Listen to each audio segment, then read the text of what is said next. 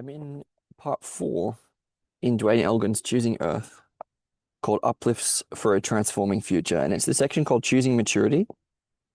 I've done choosing aliveness and choosing consciousness. And I skipped the one on choosing communication because I felt like it actually wasn't particularly relevant. But I've moved on to this one, which I felt was relevant to what I'm trying to talk about. So, Duane Elgin, Choosing Maturity. In speaking to diverse audiences around the world for the past 40 years, I, Duane Elgin, have often begun by asking a simple question. When you observe the human family and our behavior, what is your view of the overall life stage of our species? Are we behaving like infants, adolescents, adults, or elders? I've asked this same question to diverse business leaders in Brazil, the US, and Europe, to spiritual leaders in Japan and the US, to women graduating as school teachers in India, to nonprofit groups and student groups in the US, Canada, and Europe, to an international community of women leaders, and more.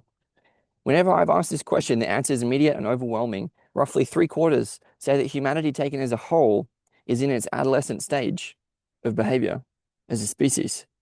The most common reasons offered for this point of view are fivefold. He says, adolescents are often rebellious and want to prove their independence. Humanity has been rebelling against nature, trying to demonstrate our independence and superiority.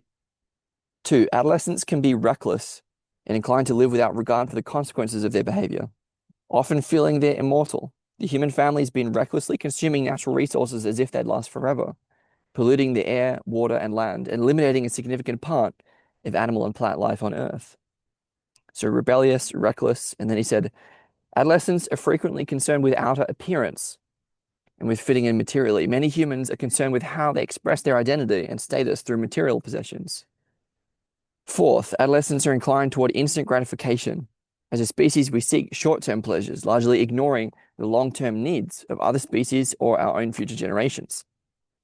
And 5, adolescents tend to think and gather in groups or cliques. Adolescents tend to gather in groups or cliques and often express this as in versus out. So in groups and out group thinking and behavior. Much of humanity is clustered into political, socioeconomic, racial, religious, and other groupings that separate us from one another, fostering an us versus them mentality.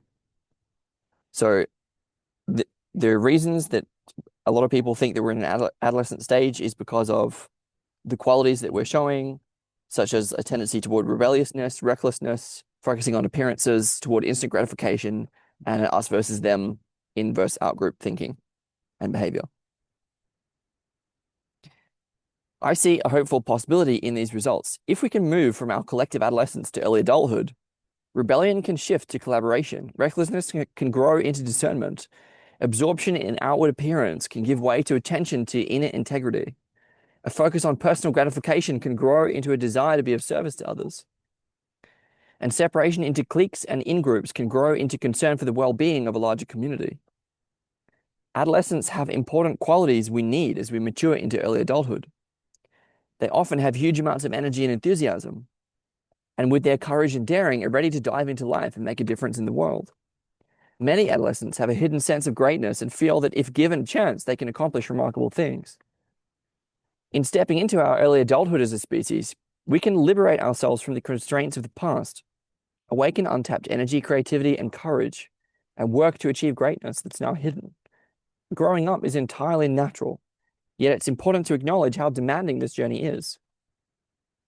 Mayor Angelou wrote these powerful lines describing the difficulty of growing up. Quote, I'm convinced that most people do not grow up. We find parking spaces and honor our credit cards. We marry and dare to have children and call that growing up. I think what we do is mostly grow old. We carry an accumulation of years in our bodies and on our faces, but generally our real selves, the children inside, are still innocent and shy as magnolias. Toni Morrison said in a commencement speech, quote, true adulthood is a difficult beauty, an intensely hard-won glory, which commercial forces and cultural vapidity should not be permitted to deprive you of.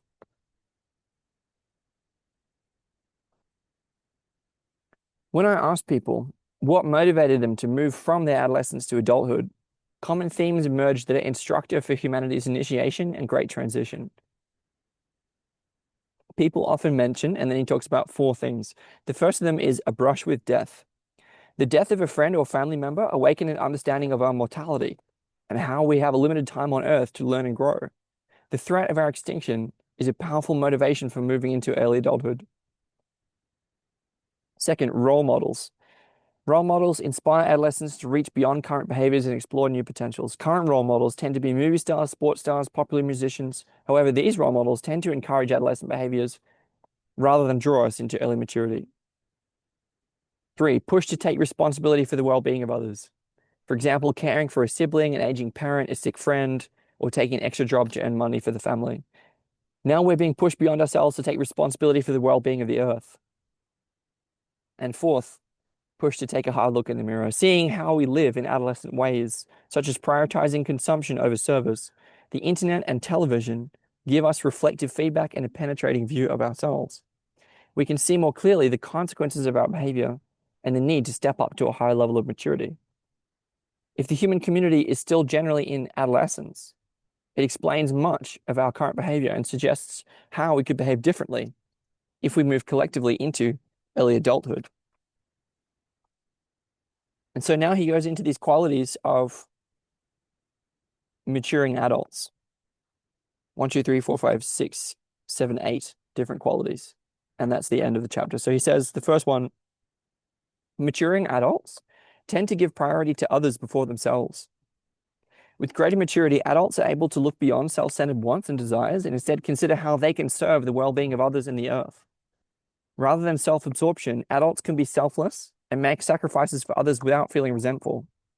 A mature person and society can find joy in the success of others and derive satisfaction from sharing their good fortune with others. 2, maturing adults tend to keep long-term commitments and choose delayed gratification. If we're to make a commitment to the well-being of future generations and pull back from over-consuming the earth, then a high level of maturity is vital. Beyond token generosity, the global society and economy need to be reconfigured for equity and the common good. This is truly an undertaking for mature adults.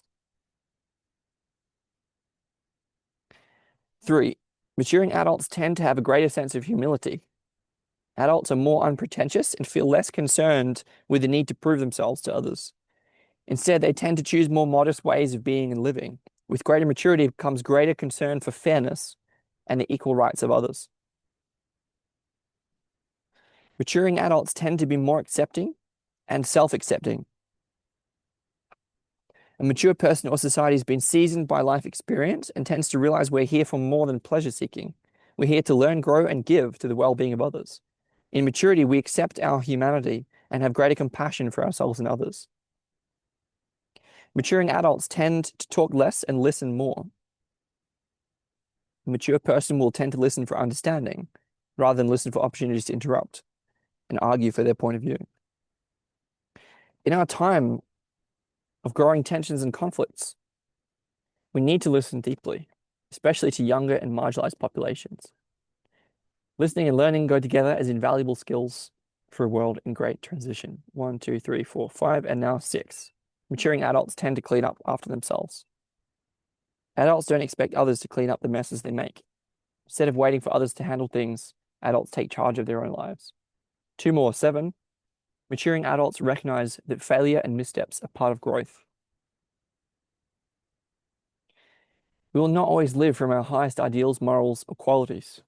Mature people will acknowledge that when they're out of alignment with their values and commitments, they can integrate what they've learned so they can do better. And finally, maturing adults are aware that each of us has blind spots. Each of us has blind spots. Maturing involves recognizing that our points of view can limit how we see and understand ourselves, others, and the larger world. Maturing means recognizing our own biases and limitations, and with a measure of humility, developing empathy for other people's perspectives and points of view. These practical and significant changes taken together could bring a tremendous uplift to the human journey. They reveal that one of the most significant changes needed for humanity to recognize how we are deeply embedded in an interconnected web of relationships. Human survival now depends on humanity waking up and taking our place within the web of life. becoming responsible co-creators with the rest of life, and living with conscious regard, reverence, and care for the well-being of all life.